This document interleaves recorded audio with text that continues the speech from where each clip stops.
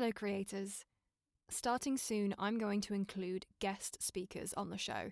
So if you're someone who works in the performing arts or the creative industry and you want to collaborate with me, then please send an email to sleeplesscreativespod@gmail.com. Introduce yourself and tell me a little bit about what it is that you do, and I'll get back to you with more information.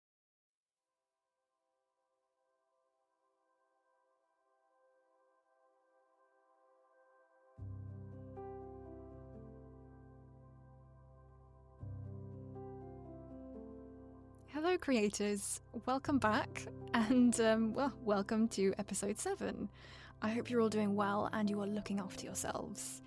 I have been on a bit of a hiatus recently, I don't know if you noticed, but that is because I just bought my first house about a month ago. So between moving cross-country into a completely new city that I have never lived in before, and then coming out of lockdown and all of the full moons and retrogrades, my anxiety has been through the roof. And so today I'm going to start off by just talking about mental health, I guess. And I just want to remind everyone that at times like this, looking after yourself has never been more important. As we move out of one routine and into another, it can be really scary. It can throw you and it can bring up things that you never really knew were there. But that's okay, because you just need to give yourself room to breathe, give yourself time, and just let yourself feel whatever you're feeling. And never be afraid to seek help if you need it. You are a human being, and you do matter.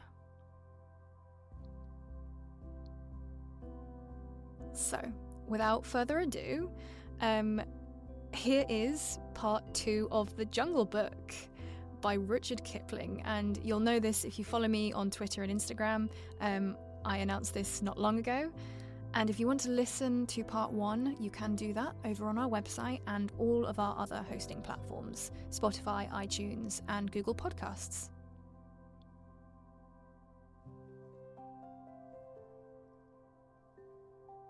So, take a moment to get cozy and comfortable, and drift off.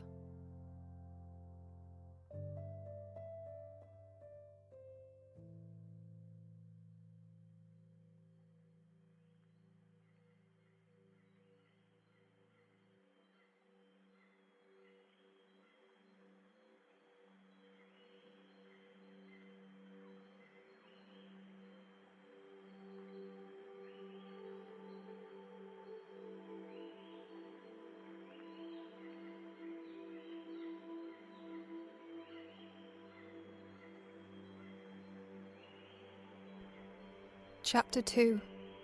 Kaa's Hunting. His spots are the joy of the leopard, his horns are the buffalo's pride. Be clean, for the strength of the hunter is known by the gloss of his hide. If ye find that bullock can toss you, or the heavy-browed sambar can gall, ye need not stop work to inform us, we knew it 10 seasons before. Oppress not the cubs of the stranger, but hail them as sister and brother. For though they are a little and fubsy, it may be the bear is their mother. There is none like to me, says the cub in the pride of his earliest kill. But the jungle is large, and the cub, he is small. Let him think, and be still. All that is told here happened some time before Mowgli was turned out of the Seoni wolf pack, or revenged himself on Shere Khan the tiger. It was in the days when Baloo was teaching him the law of the jungle. The big, serious, brown old bear was delighted to have so quick a pupil, for the young wolves will only learn as much of the law of the jungle as applies to their own pack and tribe, and run away as soon as they repeat the hunting verse. Feet that make no noise, eyes that can see in the dark, ears that can hear the winds in their lairs, and sharp white teeth. All these things are the marks of our brothers, except Tabaqui the jackal and the hyena, whom we hate. But Mowgli, as a man-cub, had to learn a great deal more than this.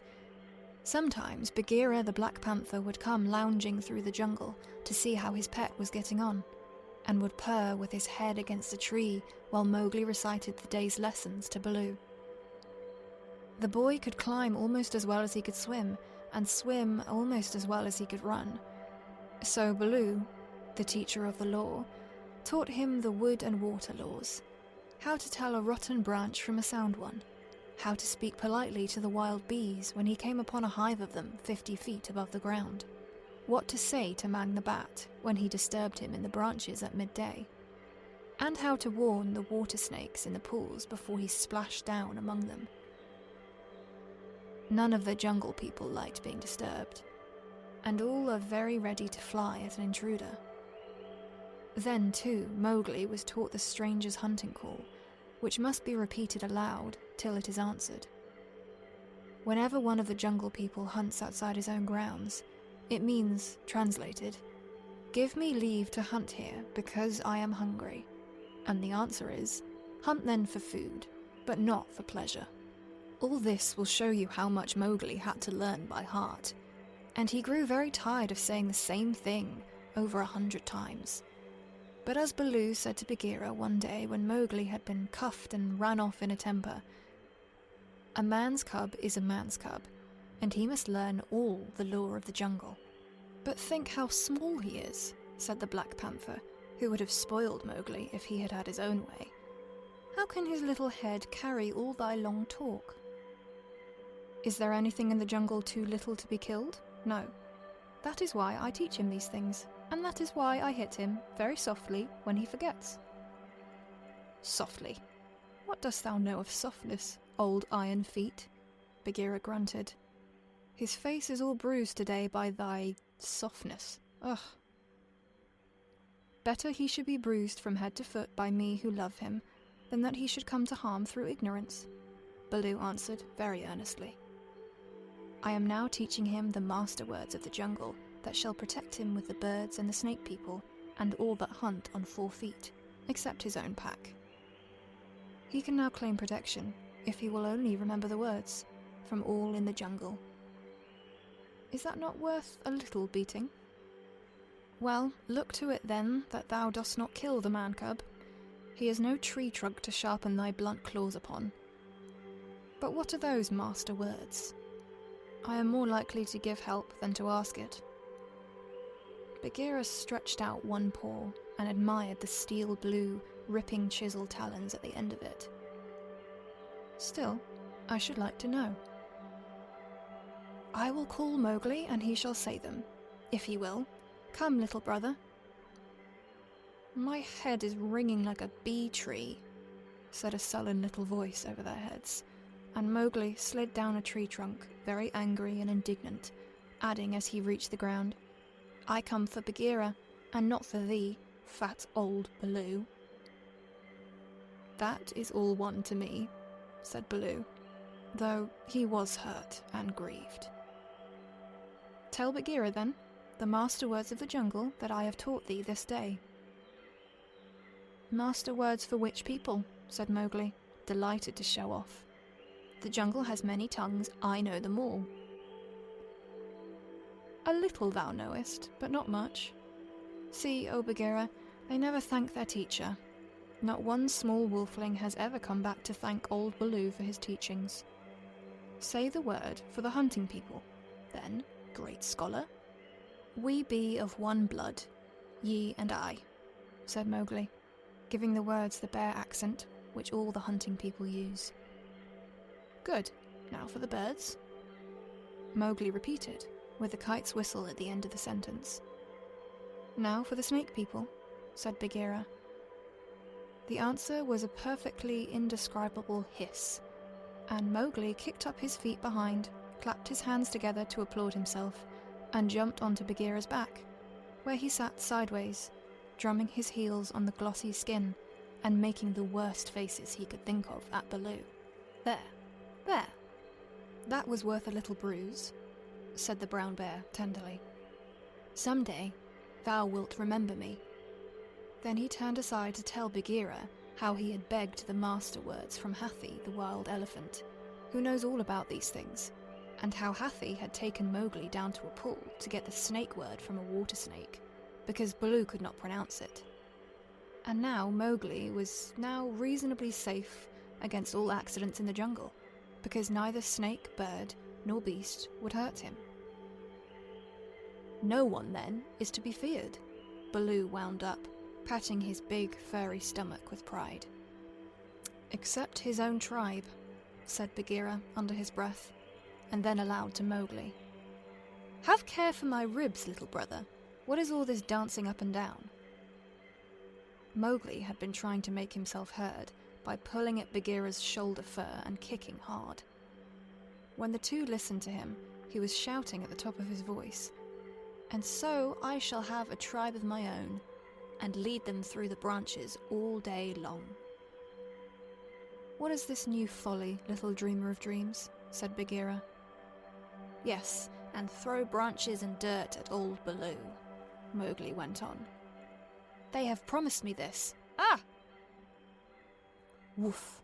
Baloo's big paw scooped Mowgli off Bagheera's back, and as the boy lay between the big forepaws, he could see the bear was angry. "Mowgli," said Baloo, "thou hast been talking with the Bandar-log, the monkey people." Mowgli looked at Bagheera to see if the panther was angry too, and Bagheera's eyes were as hard as jade stones. "Thou hast been with the monkey people, the grey apes, the people without a law, the eaters of everything.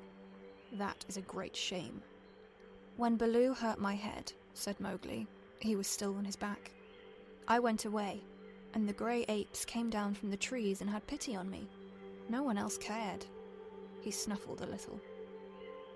"The pity of the monkey people," Baloo snorted. "The stillness of the mountain stream, the cool of the summer sun, and then, man-cub?" And then, they gave me nuts and pleasant things to eat, and they carried me in their arms up to the top of the trees, and said I was their blood brother, except that I had no tail, and should be the leader someday." "They have no leader," said Bagheera. "They lie. They have always lied." "They were very kind and bade me come again. Why have I never been taken among the monkey people? They stand on their feet as I do. They do not hit me with their hard paws. They play all day. Let me get up, Bad Baloo, let me up. I will play with them again." "Listen, man-cub," said the bear, and his voice rumbled like thunder on a hot night. "I have taught thee all the law of the jungle for all the peoples of the jungle, except the monkey folk who live in the trees. They have no law. They are outcasts. They have no speech of their own, but use stolen words which they overhear when they listen and peep and wait up above in the branches. Their way is not our way. They are without leaders. They have no remembrance. They boast and chatter and pretend that they are great people about to do great affairs in the jungle. But the falling of a nut turns their mind to laughter, and all is forgotten. We of the jungle have no dealings with them. We do not drink where the monkeys drink. We do not go where the monkeys go. We do not hunt where they hunt. We do not die where they die. Hast thou ever heard me speak of the Bandar-log till today?" "No," said Mowgli in a whisper, for the forest was very still now Baloo had finished. "The jungle people put them out of their mouths and out of their minds. They are very many, evil, dirty, shameless, and they desire, if they have any fixed desire, to be noticed by the jungle people. But we do not notice them, even when they throw nuts and filth at our heads." He had hardly spoken when a shower of nuts and twigs spattered down through the branches. They could hear coughings and howlings and angry jumpings high up in the air among the thin branches. "The monkey people are forbidden," said Baloo. "Forbidden to the jungle people. Remember." "Forbidden," said Bagheera. "But I still think Baloo should have warned thee against them." I? How was I to guess that he would play with such dirt? The monkey people. Pho! A fresh shower came down on their heads, and the two trotted away, taking Mowgli with them. What Baloo had said about the monkeys was perfectly true. They belonged to the treetops, and as beasts very seldom look up, there was no occasion for the monkeys and the jungle people to cross each other's path. But whenever they found a sick wolf or a wounded tiger or bear, the monkeys would torment him, and would throw sticks and nuts at any beast for fun and in the hope of being noticed. Then they would howl and shriek senseless songs and invite the jungle people to climb up to the trees to fight them, or would start furious battles over nothing amongst themselves and leave the dead monkeys where the jungle people could see them. They were always just going to have a leader and laws and customs of their own, but they never did, because their memories would not hold over from day to day, and so they compromised things by making up a saying, "What the Bandalog think now, the jungle will think later," and that comforted them a great deal. None of the beasts would reach them, but on the other hand, none of the beasts would notice them. And that was why they were so pleased when Mowgli came to play with them, and they heard how angry Baloo was. They never meant to do any more. The Bandalog never mean to do anything at all. But one of them invented what seemed to him a brilliant idea, and he told all the others that Mowgli would be a useful person to keep in the tribe, because he could weave sticks together for protection from the wind. So, if they caught him, they could make him teach them. Of course, Mowgli, as a woodcutter's child, inherited all sorts of instincts, and used to make little huts of fallen branches without thinking how he came to do it. The monkey people, watching in the trees, considered his play most wonderful. This time, they said they were going to have a leader and become the wisest people in the jungle, so wise that everyone else would notice and envy them. Therefore, they followed Baloo and Bagheera and Mowgli through the jungle very quietly till it was time for the midday nap. And Mowgli, who was very much ashamed of himself, slept between the panther and the bear, resolving to have no more to do with the monkey people. The next thing he remembered was feeling hands on his legs and arms, hard, strong little hands, and then a swash of branches in his face, and then he was staring down through the swaying boughs as Baloo woke the jungle with his deep cries, and Bagheera bounded up the trunk with every tooth bared. The Bandalog howled with triumph and scuffled away to the upper branches, where Bagheera dared not follow, shouting, "He has noticed us! Bagheera has noticed us! All the jungle people admire us for our skill and our cunning." Then they began their flight, and the flight of the monkey people through treelands is one of the things nobody can describe. They have their regular roads and crossroads, up hills and down hills, all laid out from 50 to 70 or 100 feet above the ground, and by these they can travel even at night if necessary. Two of the strongest monkeys caught Mowgli under the arms and swung off with him through the treetops, 20 feet at a bound. Had they been alone, they could have gone twice as fast, but the boy's weight held them back. Sick and giddy as Mowgli was, he could not help enjoying the wild rush, though the glimpses of earth far below frightened him, and the terrible check and jerk at the end of the swing over nothing but empty air brought his heart between his teeth. His escort would rush him up a tree till he felt the thinnest topmost branches crackle and bend under them, and then, with a cough and a whoop, would fling themselves into the air outward and downward, and bring up, hanging by their hands or their feet to the lower limbs of the next tree. Sometimes he could see for miles and miles across the still green jungle, as a man on the top of a mast can see for miles across the sea. And then the branches and leaves would lash him across the face, and he and his two guards would be almost down to earth again. So, bounding and crashing and whooping and yelling, the whole tribe of Bandalog swept along the tree roads with Mowgli, their prisoner. For a time, he was afraid of being dropped. Then he grew angry, but knew better than to struggle. And then he began to think. The first thing was to send back word to Baloo and Bagheera, for, at the pace the monkeys were going, he knew his friends would be left far behind. It was useless to look down, for he could only see the top sides of the branches, so he stared upward and saw, far away in the blue, ran the kite, balancing and wheeling as he kept watch over the jungle, waiting for things to die. Ran saw that the monkeys were carrying something, and dropped a few 100 yards to find out whether their load was good to eat. He whistled with surprise when he saw Mowgli being dragged up to a treetop and heard him give the kite call, for "We be of one blood, thou and I." The waves of the branches closed over the boy, but Ran balanced away to the next tree in time to see the little face come up again. "Mark my trail," Mowgli shouted. "Tell Baloo of the Seoni wolf pack, and Bagheera of the Council Rock." "In whose name, brother?" Ran had never seen Mowgli before, though of course he had heard of him. "Mowgli, the frog. Man-cub they call me. Mark my trail."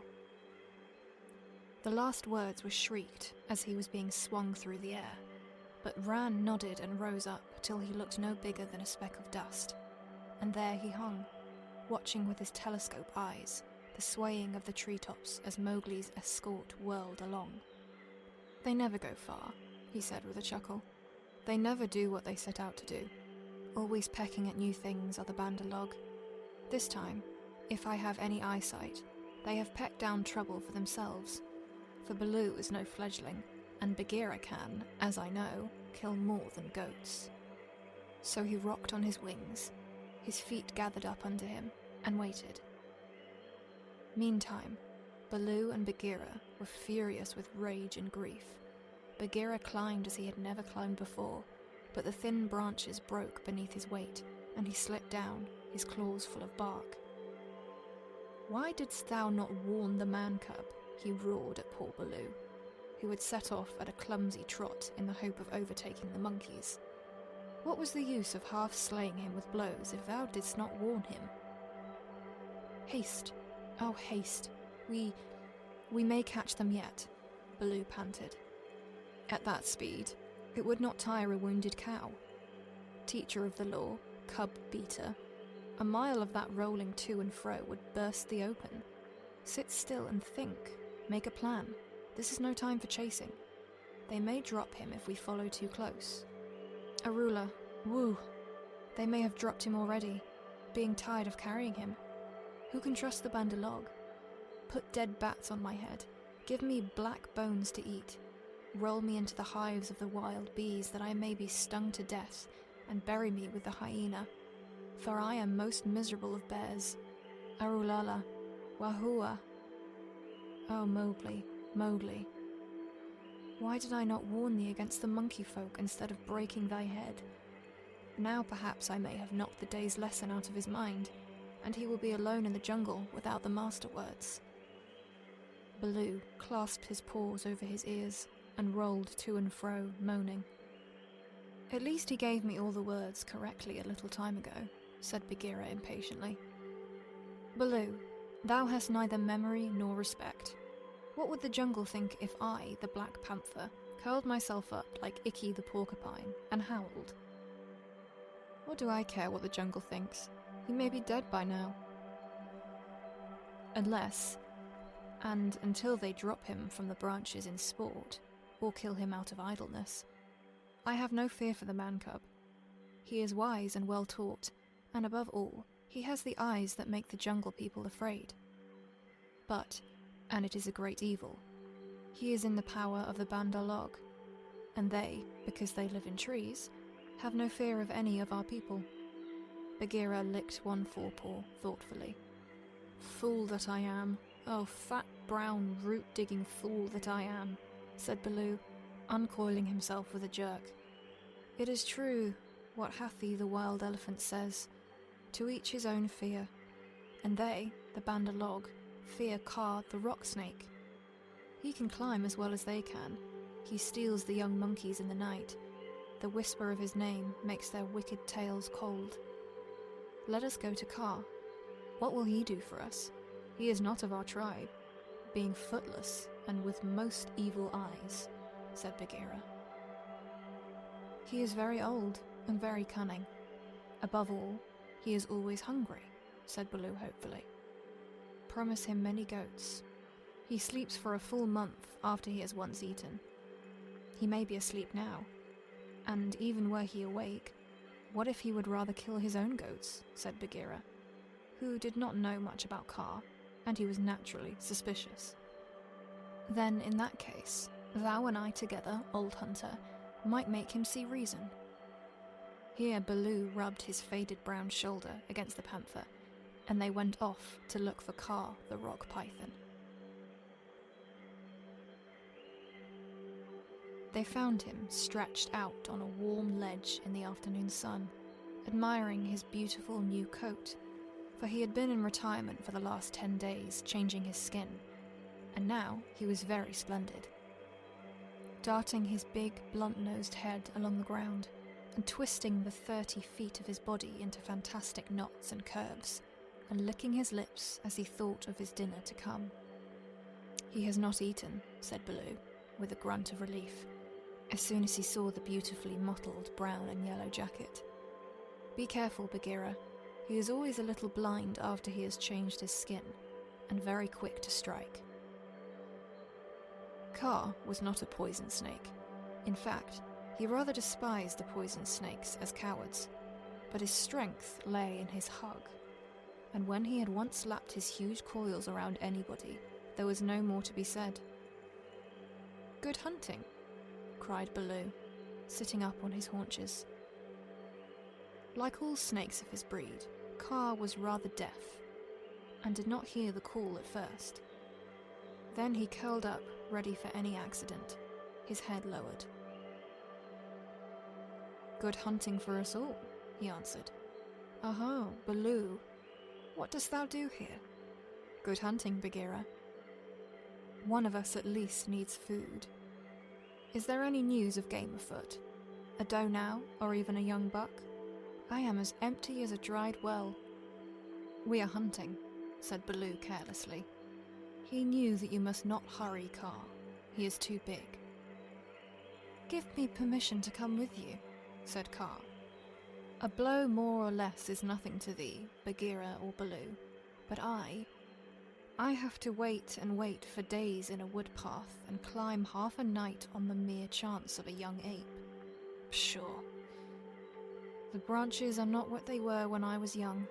Rotten twigs and dry boughs are they all." "Maybe thy great weight has something to do with the matter," said Baloo. "I am a fair length, said Kaa with a little pride. "But for all that, it is the fault of this new-grown timber. I came very near to falling on my last hunt, very near indeed, and the noise of my slipping, for my tail was not tight wrapped around the tree, woke the Bandar-log, and they called me most evil names. 'Footless yellow earthworm,' said Bagheera under his whiskers, as though he were trying to remember something. "Sss! Have they ever called me that?" said Kaa. "Something of that kind it was that they shouted to us last moon, but we never noticed them. They will say anything, even that thou hast lost all thy teeth, and will not face anything bigger than a kid, because they are indeed shameless, these Bandar-log. Because thou art afraid of the he-goat's horns," Bagheera went on sweetly. "Now, a snake, especially a wary old python like Kaa, very seldom shows that he is angry, but Baloo and Bagheera could see the big, swallowing muscles on either side of Kaa's throat ripple and bulge. "The Bandar-log have shifted their grounds," he said quietly. "When I came up into the sun today, I heard them whooping among the treetops. It is the Bandar-log that we follow now," said Baloo. But the words stuck in his throat, for that was the first time in his memory that one of the jungle people had owned to being interested in the doings of the monkeys. Beyond doubt, then, it is no small thing that takes two such hunters, leaders of their own jungle, I am certain, on the trail of the Bandar-log, Kaa replied courteously, as he swelled with curiosity. "Indeed," Baloo began, "I am no more than the old and sometimes very foolish teacher of the law to the Seoni wolf cubs, and Bagheera here is Bagheera," said the Black Panther, and his jaws shut with a snap, for he did not believe in being humble. "The trouble is this, Kaa. Those nut stealers and pickers of palm leaves have stolen away our man-cub, of whom thou hast perhaps heard.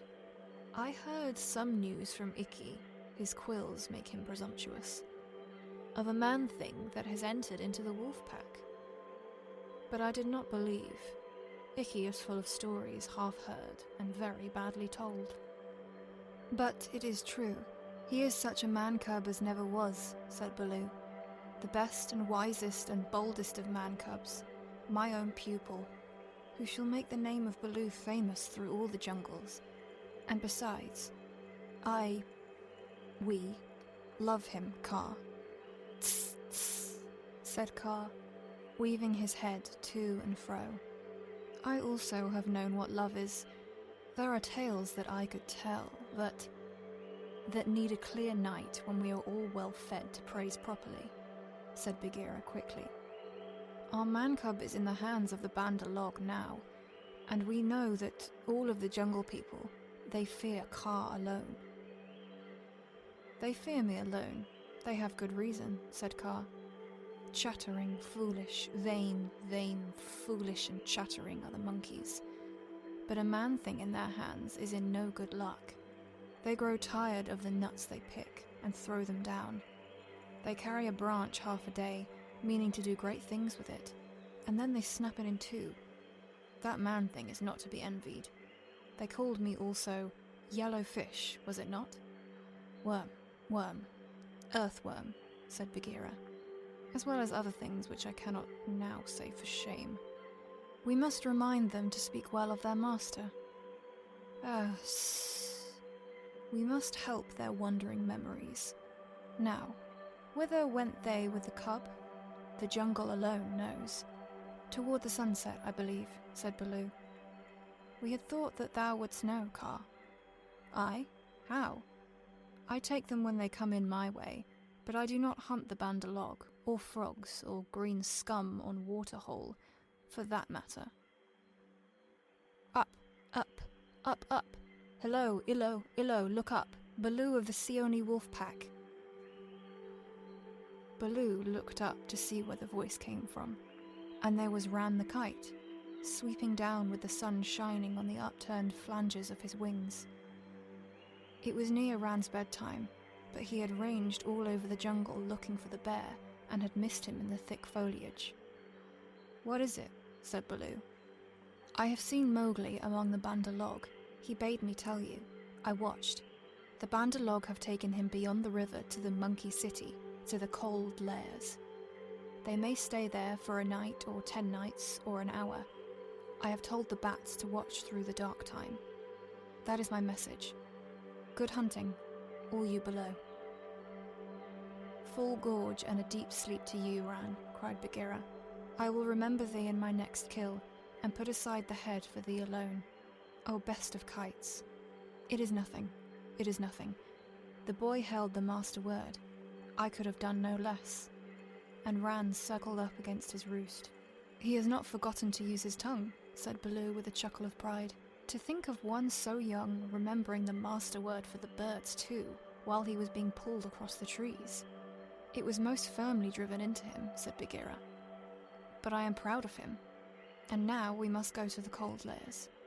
They all knew where the place was, but few of the jungle people ever went there, because what they called the cold lairs was an old, deserted city, lost and buried in the jungle, and beasts seldom use it as a place that men have once used.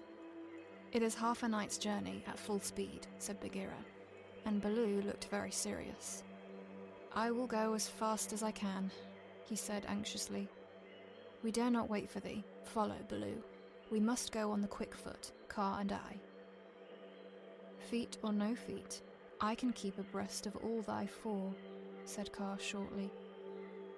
Baloo made one effort to hurry, but had to sit down panting, and so they left him to come later, while Bagheera hurried forward at the quick panther canter. Kaa said nothing, but, strive as Bagheera might, the huge rock python held level with him. By the broken lock that freed me, said Bagheera, when twilight had fallen, thou art no slow goer. I am hungry, said Kaa. Besides, they called me Speckled Frog. Worm, earthworm, and yellow to boot. All one, let us go on. And Carr seemed to paw himself along the ground, finding the shortest road with his steady eyes, and keeping to it.